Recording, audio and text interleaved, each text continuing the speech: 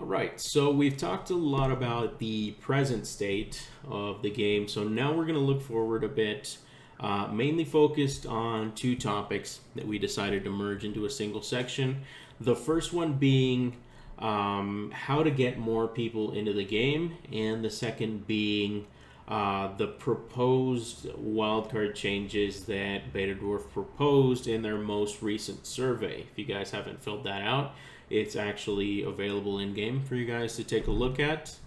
And the main reason I was talking about getting more players into the game because, with all the changes we've discussed so far, one of the main repercussions that we have to look into of all these changes, and especially the wildcard ones, are that the player base did drastically decrease. I'm actually going to pull up Steam charts right now for the most updated information. So the 30-day average for Minion Masters, you guys can check that at steamcharts.com. It's showing that the 30-day average is at 781.6 players. 30-day gain is down 9.4, which is about 1.19% of the player base. And this has been a repeating trend basically ever since the wildcard changes, temporarily removing wildcards from the game. And it was also starting to happen with the huge drastic patches. People didn't really feel like they wanted to relearn the game. And I just wanted to open up the discussion to what you guys think we could do to either attract a lot of the players that have left before, or start building up the community once again, because that's going to be the first necessary step to keeping the game alive and being able to continue experiencing these changes and taking the game in the right direction. So I open up that discussion to you guys. Yeah, I think the part of the players, it's very crucial for sure, and I do believe at least after these tests about the wild cards, Betadwarf has come to realize that Betadwarf, and I believe all community has come to realize that lots of players do enjoy them. They make some of the games more fun, some strategies more complex, more deep, and some players can enjoy that. And we are at the point where it's not about wildcards being good or bad. It's about what they give to the game. And this test has kind of proved that to much more players, it gives more than it takes. So we don't know yet the results, the changes that are going to happen about wildcards, but we can for sure expect that some part of wildcards will be back, and fortunately, some players will get back to the game with that. The other part, I think, it's really concerned about updates and 2.0. 2.0, being released on mobile, it already and allowing crossplay between the Xbox, the PC, and the mobile. It's already going to reach much more players and allow you to play with friends that are on other platforms much easier. That should give a lot to the game and make more players be interested in playing. If I can play with my friend, I will play it. But if he's on a different device and I cannot play with him, then I'm probably going to play something else, and so will him. So that's another. I think that's a big factor. So you think And that more than needing to look for new things, you think these are just growing pains that'll eventually be overcome with the mobile release in 2.0? I mean that right now that option does not exist. And I believe it's a substantial option that once given to players will make them want to play more. That's a fact. If it's especially Betadwarf wants their games to connect people, to bring people together, and if you are giving them more options to do so, I think that's going to work into the game's favor. The other thing though that I feel like it's the most crucial thing is the updates. We get, except punctual, really big hot fixes, the game gets one update every month. That's too little for a game that you want to be active. It's too little for a mobile game that you want people to play and be always playing. If I'm playing something and I feel okay, this card is too strong or this strategy is too busted, and I'm going to need to deal with it for a full month. I'm like, no, screw that. I'll play some more. Oh, it's really still being the same thing. All right, I'm out. And I'll probably not touch the game for another week or so. And then I'll be like, okay, next week, let's see how it is. Is it better? Nope, still same strategy. Okay, I'm out. Like the game needs to be changed and updated more consistently for players to be hooked, for players to feel that the game is alive. Like that, I think that's probably the most crucial one. And these affects both wildcards and just balance changes, as well as card releases. I think this affects the whole game, and like the more we feel the game is being updated, like the more we feel the game is getting attention, I think the more people are going to be interested in the game. Hmm. Yeah, I always do So, tend to look at specifically the frequent balance changes. Um, like for Minion Masters, I think it could work. I feel like more complex games with a lot more moving parts. We've drawn the comparison to League of Legends a couple of times, but I think we need to do it again for this one because specifically for that game, having patches like almost feels like almost every 2 weeks. That kind of feels excessive for players who haven't really gotten into it. You want to play that meta champion, you want to learn it, and then 2 weeks later it just doesn't exist. And like the dephase between pro play and ladder play never really being on the same patch, that kind of makes a mess. But like looking at Minion Masters and how it's like so much smaller of a game with just less moving parts overall, it might be a good idea to have that just like about every 2 weeks or so, putting in some balance patches to just keep people engaged and not tweaking too much, but definitely the big outliers, trying to address them without having to drag on for the entire season. I think I yeah, agree with that. listening to feedback throughout the season would help a lot from players and do slight changes as the seasons progress. No need to wait so long to make those drastic changes. You want people to feel involved in the changes and in the balance. Yeah, that's definitely an element of them. Like one of the big positive changes of them, like hiring a dedicated community manager. That's definitely one of the parts that's been streamlined the most. The fact that now they really do seem to have at least one person that listens to the community and then like incites the development team to act on that. It really does seem that like these last waves of changes really have been paying attention to the community, what they like, what they don't like, especially this whole wildcard survey thing. They're they've done a decent job of acknowledging everybody's point of view.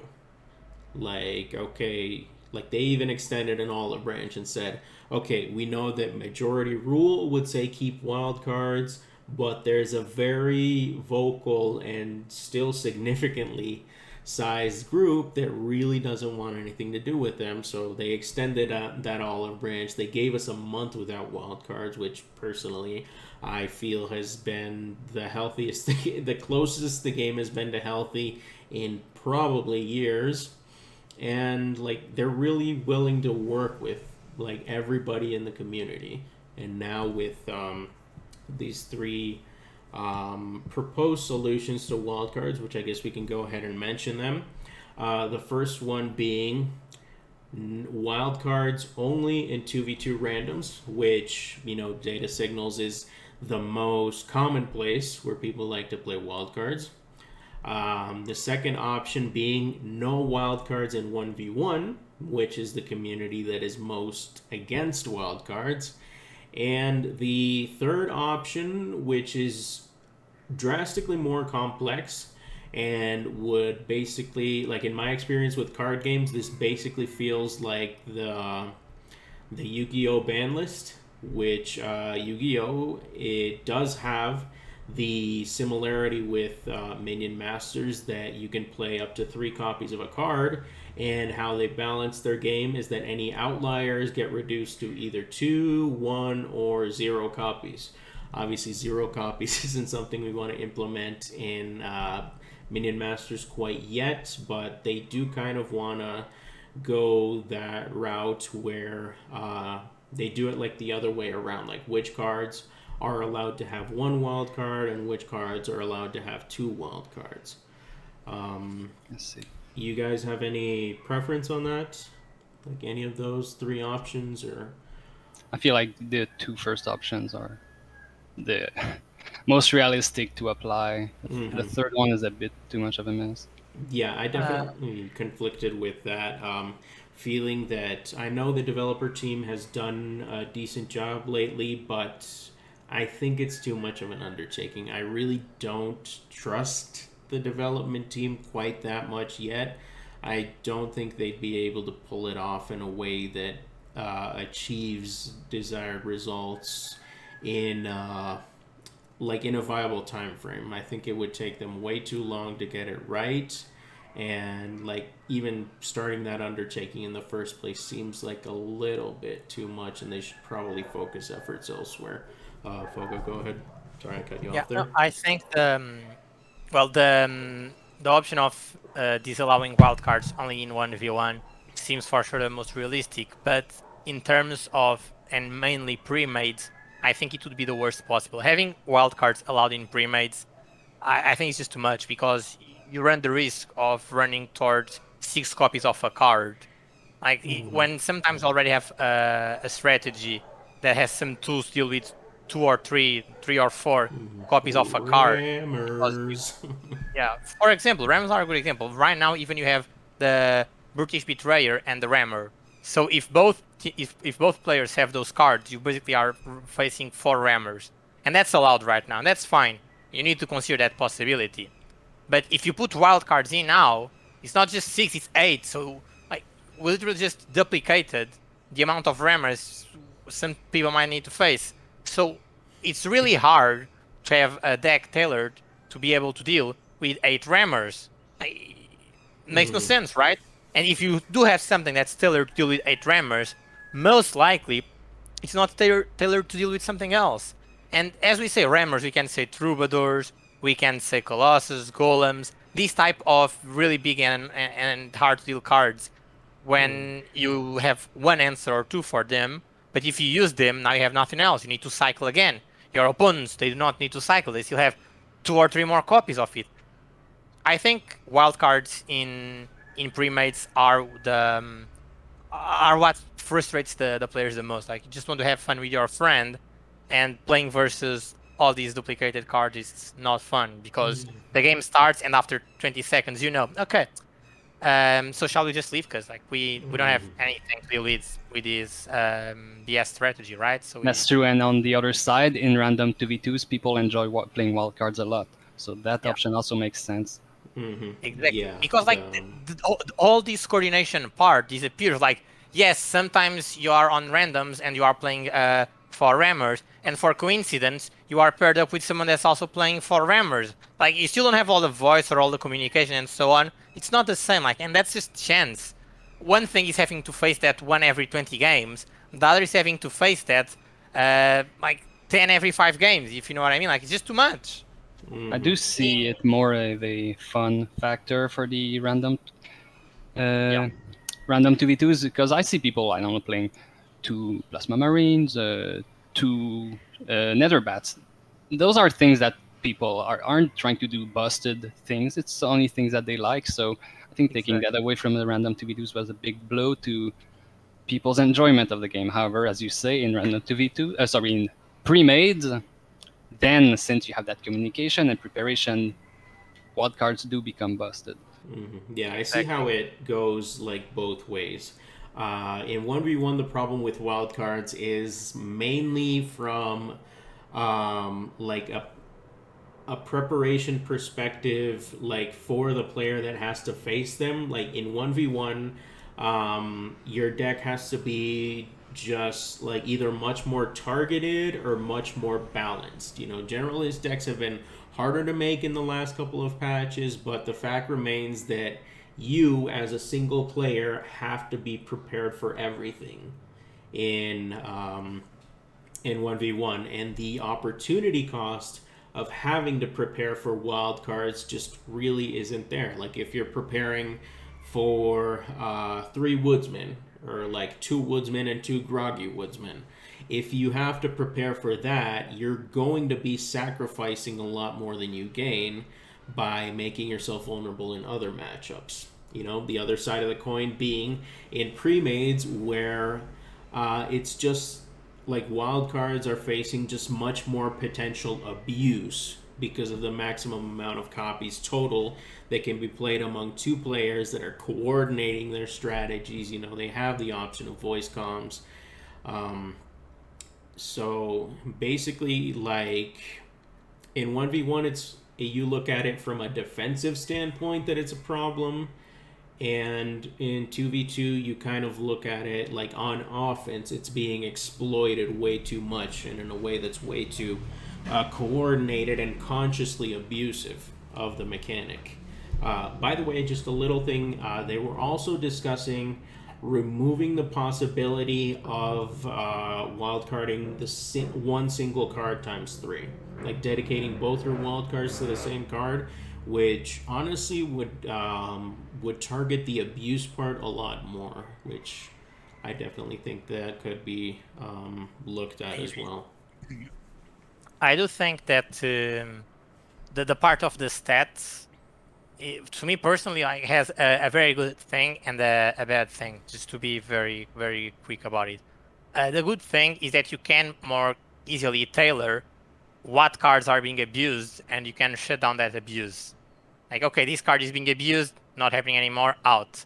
While this does mean you are understanding that some cards might not be easily balanced, and like, okay, this card is slightly strong, it's fine. If the wild card is too strong, so let's not go about it on the stats, let's just remove the wild cards. This is what I think might be the biggest concern about having the stats. Like, it's accepting that not all cards are equal, and that's not bad. Like, it's a matter of accepting. Okay, not all cards are equal. The power of wildcarding some cards is different than from others. So you accept that, and then you put the stat. And I think it will be something new to the game. And if that does go forth, it's just a matter of going about it and seeing how that's going to affect the game. And maybe not all strategies will be as strong. I think Yeah, for that third option would also require a bit more hands-on hot fixes. Exactly. Yes, precisely. In fact, that might be the best case scenario. Having these stats, but throughout a week, we do feel that that support from the developer team. Like, okay, look, we are seeing this card has this stat. It's like this card can be wildcarded a lot. It's happening and it's ruining the game. Change it, and like 3-4 days, hot fix, wildcard number down, and just tailoring it like this. When we are doing these experiments, I think the follow-up from the development team is the most crucial thing, and it's what's going to be most impactful. Like, even if something starts out very bad, if we get updates like in two days or from 3 days, all hot fixes just to like, okay, we understand it's going to be critical, we're going to address to it, don't worry about it. Like, if we have that confidence, I think it's very good. And for example, Ratchet, you were saying you don't have that trust on developer teams. I think lots of other players feel that way. And I do believe that if we get to feel this support, if we get to feel this attention, it's really going to make people feel like they can trust in the developers. And even if something does not go the way it was supposed to, that will be addressed quickly. And I think that's the most crucial part. Yeah, another reason why I really feel against this third option of doing like a Yu-Gi-Oh! Ban list type situation is I think there's been enough like drastic experimentation for now. I feel like they really need to give the player base some feeling of a return to normalcy and like keep that idea on the back burner for a later date. You know, smooth over your 2.0 implementation, get mobile out there, really like put the game in on as many platforms as possible, and just let the player base organically grow. And in the meantime, we can implement one of these other measures like only 2v2 randos or things like that for wildcards, because I really feel like too much has happened in too little time, and just doing more complex fixes on top of that is just going to make the player base numbers just keep going down and down, and by the time you get everything together, it's just going to be unsustainable and the game might just crash and burn. Yeah, that ties in with something I wanted to bring up about the first topic at hand of how to bring more players in. Mm-hmm. So I think that issue is always twofold. You want to both gather new players, but you also want to aim for player retention. The Mm-hmm. first part, I think, I'm not an expert in that, of course. The always the best way nowadays to reach out a broader audience is to uh, make some partnerships or collaborations with content creators, consistent content creators, or popular streamers, of course. Or And popular games, for that matter, like collaborations between games is also pretty that's two good popular. points. And also reaching out to other platforms, as they're doing right now with mobile, could also be on console eventually. There's a game recently that went that's free to play that reached out to a lot of consoles, Super Animal Royale, and it brought a ton of people in. So I'm sure consoles, PS4, PS5, Nintendo Switch could be possible for this game. Mm-hmm. Yeah, I And think finally, for sorry, it's an endeavor you could definitely consider. Like once you develop for like mobile, PC, and Xbox, like it feels like you can kind of go uh, anywhere with it. Like obviously, PlayStation and Switch have their different architectures that you have to account for, but like once you've taken that step, it feels like just a matter of time. And obviously, developer resources and their develop even like developer like education, I want to say there's probably a better word for that, but your development team like being instructed in how to develop for these other platforms is obviously something you have to look at as far as costs and time and how thin you can spread your workforce, which Betadwarf is still a small team of people, and it's not necessarily something you can probably afford at the time, but it's definitely an option going forward. yeah, it's a lot of considerations and resources. As my second point on more about player retention, of course, maximize the fun that people have, but I feel like a big uh, aspect of games is that people look up to the best of the best, and if they can interact with those, it ties them with a certain skill level in the game, and that makes people strive to become better. Uh, I was thinking about how in Heroes of the Storm, the MOBA by Blizzard, Mm-hmm. once they cut the pro scene and all of the top players left, that's when the big changes happen and lots of population decline. I feel like having those what's the Mm-hmm. word, those flagship streamers pretty much Mm-hmm. guiding people at the front really motivates people to stay and participate in the community. Mm-hmm. Yeah, Heroes of the Learn, Storm is definitely one of the greatest modern tragedies of our time in terms of just a game like completely just crashing and burning through developer decisions. It's really just an example that you want to look at, and I'll let you finish your point, Bomb. But specifically bringing down the competitive scene brings me to a point that I want to touch up later on in the section. But go ahead and finish your thought. yeah, all right. So just to wrap it up, I feel like having those skilled, active streamers that interact and share their thoughts on the gameplay, I think that makes people want to apply their knowledge and discuss the game and the interactions and intricacies. Mm-hmm. Yeah, the streamer program actually coming back up is also something that could influence growth moving forward. Personally, even though I haven't been active, like I did reach the milestones for certain streamer awards, and one other guy got them before me, so I kind of like paid attention. A couple of days later, I had mine, and I'm pretty sure most of the streamers that have applied and like sort of made that huge backlog of streamer awards that just gave us like an extreme scarcity of rubies where people weren't able to afford the season passes and therefore sort of like missing out on the fun in a different way. That could also be something that negatively impacted the numbers. And now that we have that, more consistent flow of rubies back into the game. Like maybe people will get back into that way now that they can more consistently afford the season passes. But going back to the example of Heroes of the Storm, like that was a game that like its player numbers basically crashed based on the competitive scene just completely collapsing. And if we want to draw parallels between that and Minion Masters, I feel like Minion Masters competitive scene is like their support. Like people are sort of like throwing money at it, but it feels like still too underground. Like I feel like we really need to tie our tournaments like the ones that we are having, tie them more into content creation and really add that extra level of production values that really make it feel like an event not only for players. Like I really feel like the spectator side of all these tournaments is really like losing a lot of steam. It really doesn't feel like if you don't play in these tournaments, there's really not much for them to offer you. And that could come from the developers taking a more active role in that part,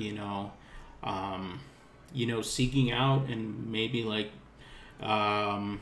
nurturing their talents, like Blizzard Entertainment. Since we're on Heroes of the Storm, they do that for several of their games. They do that for Hearthstone. They have their dedicated casters that probably get directly paid for by Blizzard. They do it for Overwatch. They do it for World of Warcraft, and StarCraft, I believe, is a little bit more independent. I don't think Blizzard supports that directly anymore. But yeah, the point being, like, I feel like the competitive scene needs something more spectator friendly. Do drops, give away packs, do something like in that regard to get people involved, because you need your players for these tournaments as much as you need your spectators. And spectators, for things to like really really grow, probably need to outnumber your players like 100 or potentially 1,000 plus to 1. Yeah, I think that can be seen in two very different aspects. Following up on what you guys were saying that it reminded me. The first is, as you were mentioning, the rewards, and I think this goes in terms of these tournament rewards and also the ranking up rewards.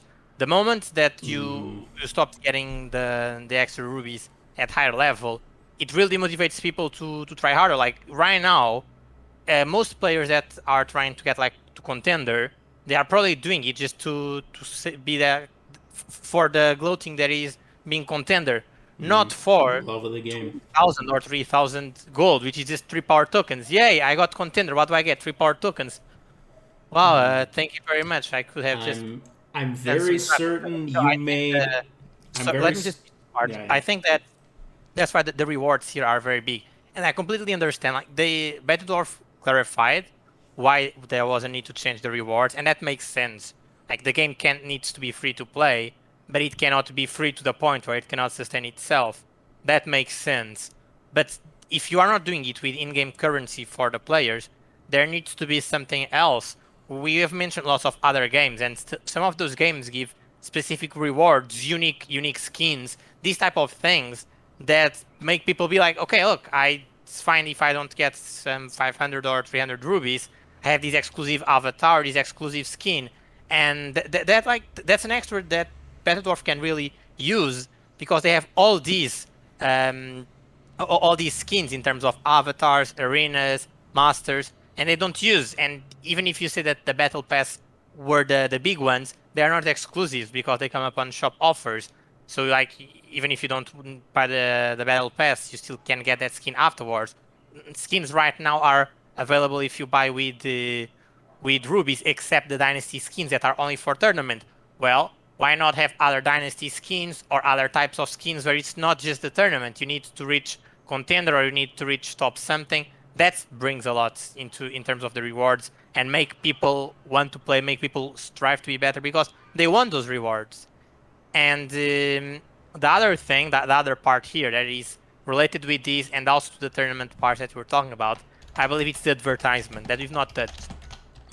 I've talked to lots of players, and I don't remember anyone telling me that they played Minion Masters because, yeah, I saw the game advertised there, or yeah, there was a discount on this gaming promotion site. Nothing. People usually find them out because of a friend or and stuff like that. Now going into mobile, now with the 2.0, I really hope there's gonna be at least some boost in this part of advertising the game outside. The other part is the inside advertisement, as you were saying. Like, if we have an official tournament going on, it would be cool if there was a note on game where people actually just click and they can spectate that game. That, on the other hand, might, though, bring more charge and load into the game, and the players themselves might feel extra lag, which is undesirable. But if there are workarounds that, it would be really cool. Like, there's this official tournament going on this Saturday, people. The tournament is from this to this time, and you have until here to register. And we see there's this note. Minion Masters in-game UI has that place where there are those notices. And we have all that. When the tournament is going on, it just changes from register to spectate now. Stuff like that. I think it would really be. They have the tools. They have the setup. It's making more use of that. Yeah, That can really make people involve more with each other and make the competitive stronger. Simple changes that go a long way. Like, that feels like the central message here, especially for cosmetics. Like, cosmetics are so low effort, and they go so far in incentivizing people to play your game. One thing I wanted to mention about the Contender Grind, like, you make so much more than 3,000 gold just by grinding to Contender.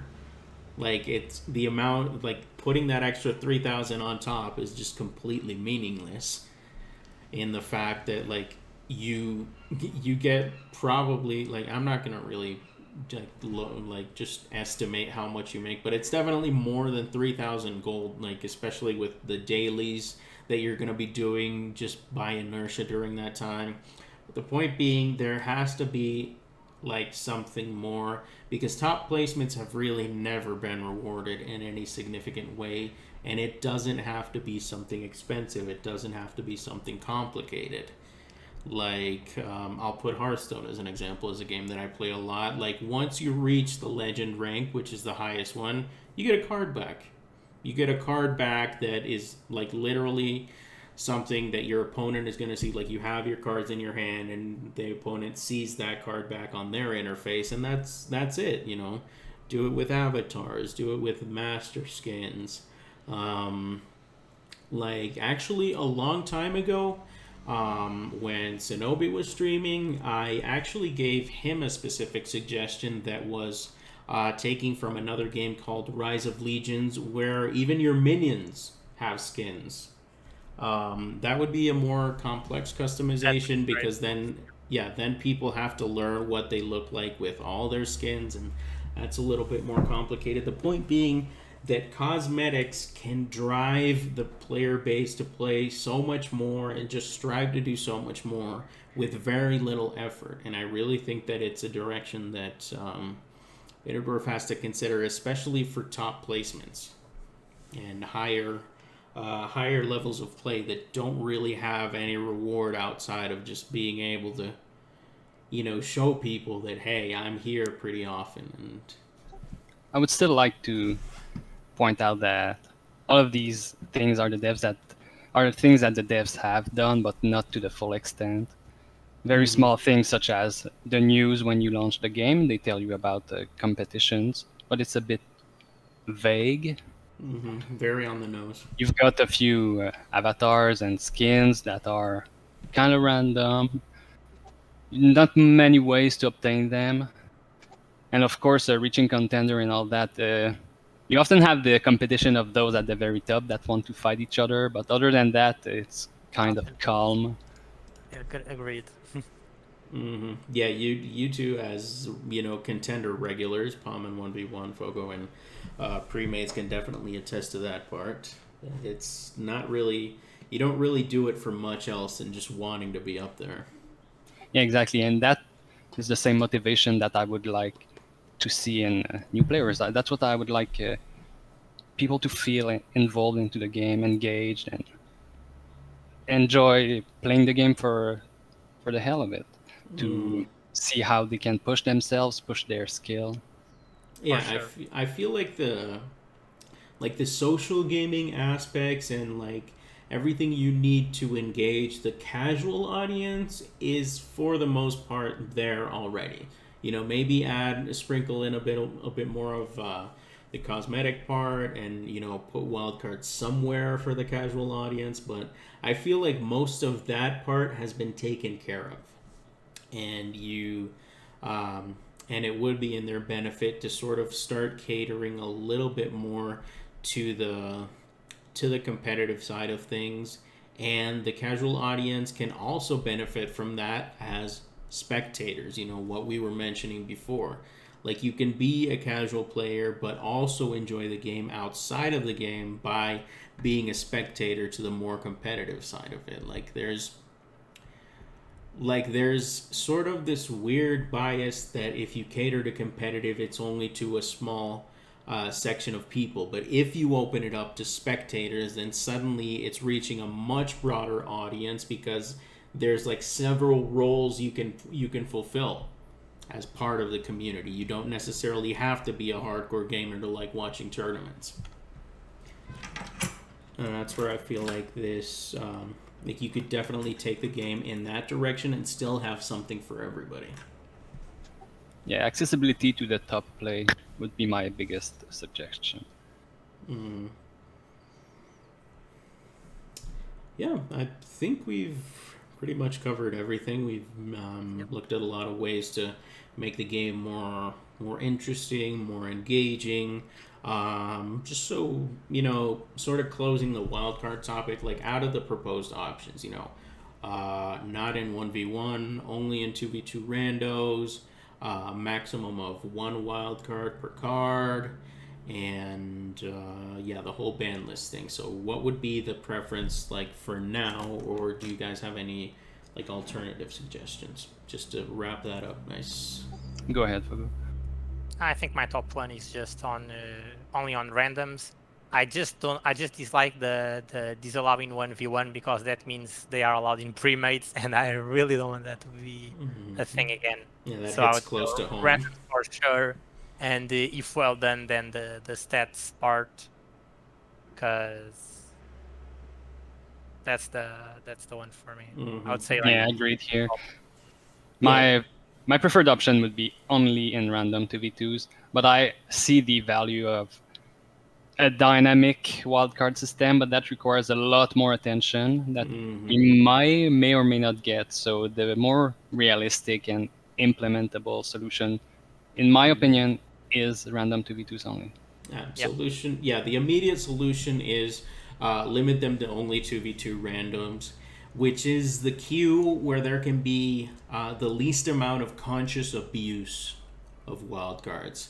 Like the fun factor stays, but the like conscious abuse factor that players in 1v1 and pre-mates really dislike about it, like that part gets eliminated and the fun factor just stays there.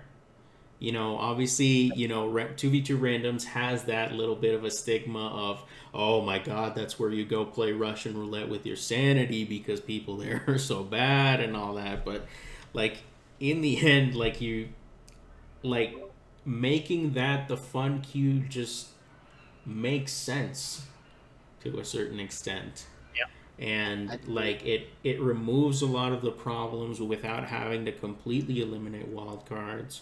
um Personally, I would like to add that cards just can't be wildcarded times three. Like I feel like that's the apex of abuse of a card. If you have like one extra, that's just, you know, it's redundancy. You know, you sacrifice a little bit of your cycle for a little bit more redundancy because, you know, you have this like key card that you want to see a lot. Like I don't know, like Toll of the Dead, Restless deck, like skeleton decks feel like the one place where you can, um, you know, use wildcards without it being just unfair. Like things like Toll of the Dead and Corpse Explosion, Restless Dead, things like that. One thing that I did want to mention as far as this like super complex Yu-Gi-Oh ban list idea of like dynamic wildcard values is another thing that you have to consider is the redundancy of certain types of cards. Like for example, you can't wildcard Scrat Horde. Well, okay then. I just play one Scrat Horde and one Skeleton Horde, and it's the same thing. You can't wildcard Bounty Sniper. Okay, but there's a regular sniper and there's Stixie, and then even without wildcards, I have 3 snipers and I'm making serious abuse of a mechanic that's in the game, which, did happen frequently enough that they actually had to, reduce the attack speed on snipers, which was, I don't know if it was my favorite change, but it certainly seems to have toned them down a lot. But yeah, redundancy of certain card types is another reason why this whole dynamic wildcard thing is just infinitely more complex. And it also limits design space moving forward as to what kind of cards you can actually print. Like basically at this point, like anything with long amounts of range is just at a critical mass. Like you can't print more cards like that or it's a problem. Yeah, for a long time there's been most of the cards are melee ground units. Mm-hmm. Or Of spells course, that, or overlap, spells that otherwise. just do damage in an X amount of area. Mm-hmm. But yeah, we touched about that in previous parts, but definitely like card archetypes need to sort of like branch out into new directions. The whole specialty cards discussion that we had, like it definitely feels like newer card designs need to be less linear. Which is than what they have been recently, I'd say, with, for example, the Veil Stalker, Scrap Tunnels, Blade Star. I love Veil Stalker so much. Thank you for that card. Honestly, Needs to be very nerfed. interesting. Needs to walk faster while stealth. But that, Probably. That's so hard to calculate where it's going to be if you want to hit it with a spell. yeah, But yeah, things like Veilstalker and Bladestar, we definitely need to see more of those like creative designs that just do things that haven't really been explored that much. But I think that's going to be good enough for us to wrap up this section. And the final section is going to be the tier list sections for the current patches. We're going to do one for 1v1 and 2v2 premates. So stick around for that. Don't miss it. Hey guys, Red Shade here. I know that I haven't really been streaming lately at all, and I wanted to give you guys a little insight into that. Basically, long story short, my GPU actually went out. Yeah, one of its memory units just completely collapsed. It was giving me a lot of restart errors and like actually visible problems with my display. So I've had to go ahead and get a new one. For those of you who aren't really looking at the market right now, that does mean really hefty investment. Most of them are like double the price, if not more. So that's definitely something that I've been saving up for. The way to help me with that, though, there's actually plenty of ways here. If you guys go over to my link tree, I'll be sure to add the link below. You guys can find all sorts of useful links here. You can find direct access to that Twitch channel, social media, Discord server, Twitter, Instagram, and also a very neat integration here straight to the merch store. As you see there, over 290 products, huge assortment. You guys can definitely take a look at that. Best bang for your buck way for you guys to support my content and get some high quality merch in return. It's not going to be just that straight up throwing money at me. You're gonna get something pretty sweet back, and I'm always looking for new designs, new products, new things to add and offer you guys.